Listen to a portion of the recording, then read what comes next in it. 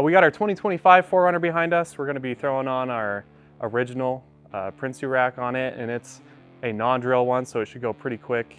Let's get started.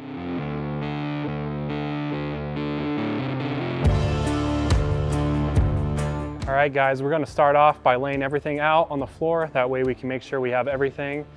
And we should have 9 crossbars, our 2 side plates, our wind deflector, and our weather stripping for that. And then you also want to check over all your hardware and make sure it matches the instructions, has all the included hardware that you'll need. And let's move on to the next step. All right, we're going to start out by putting our mounting feet on, and it's numbered 1, 2, 3 going back. And we're going to put on our 3M double-sided tape on these front pads. And when we go to put it on, we're going to use these mounting feet hardware. And that has a bolt and a washer, and then we'll put some thread lock on that. And it's a 5/32 head. And we're using an impact, but we have it on the lowest setting. You don't want to over tighten these. So we'll start putting that together.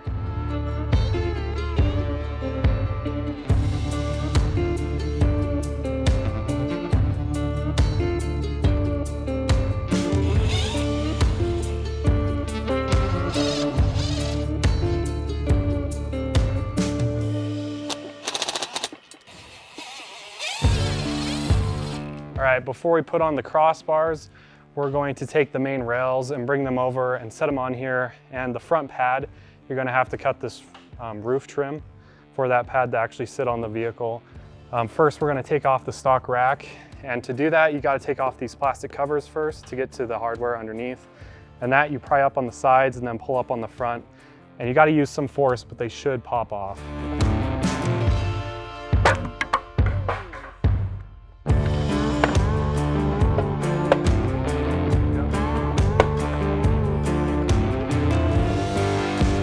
All right, now that we got our covers off, we can get access to our 12mm bolts, and there should be 8 of them holding this whole rack on. And I recommend using a ratchet to take these off. You don't really want to use an impact.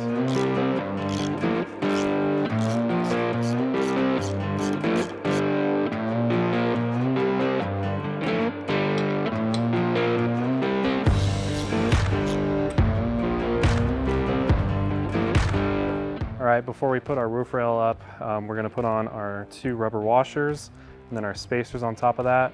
We also brought our bolts up here so we can set it on and bolt it on, and that'll give us the correct height. And from there we can mark where on this weather strip we need to cut.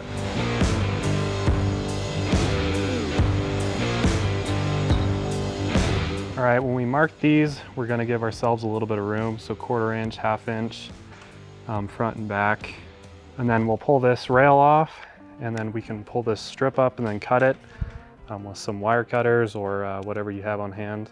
And then we can bolt this rail all together, and then we can do the final install.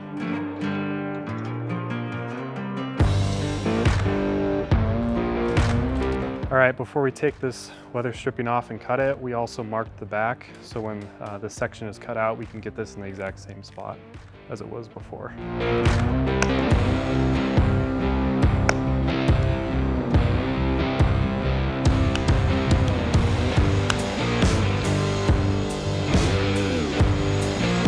All right, we've laid out our hardware for our crossbars. So we're gonna put a bolt and a washer, and there's 2 for each crossbar. And then we'll put those all in and then put our wind deflector on our silver one before we bolt it onto our rails, just to make our life a little bit easier. And after that, make sure you have your front pedestals off before we set it up on the rack, and that we've siliconed all the washers and spacers, but we'll go over that in a little bit.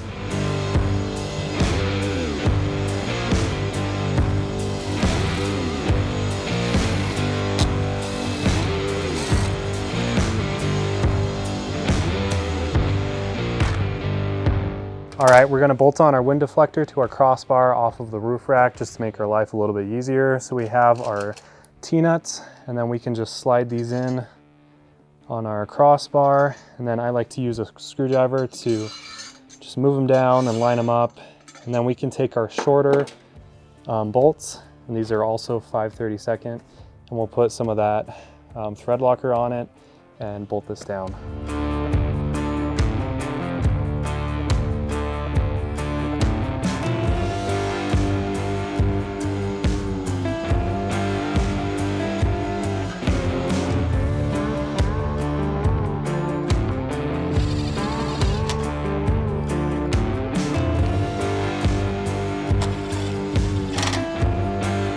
All right, before we put these washers on, we put our rubber washer. And once we put that on, then we can put our spacer on, and then we like to fill up the spacer all the way to the top. That way when we put our bolt through, it seals it all up and prevents any water leaks. All right, now that we got our rack set up here and lined up, we can drop our bolts in and bolt it down. And then after we get it all bolted down, then we can move on to our front pedestals. And then we can take our film off our adhesive and then stick it down and bolt it up.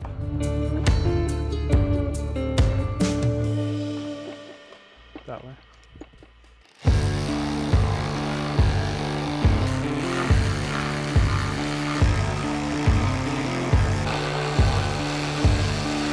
All right, when we go to stick these down, make sure to hold it flush with the rail.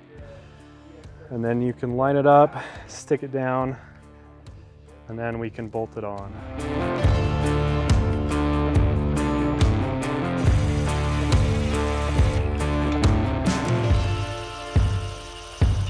All right, there it is. The rack is installed on the vehicle. It was a pretty straightforward install. If you have any comments, remember to leave them down in the comments below, and we'll see you out in the trails.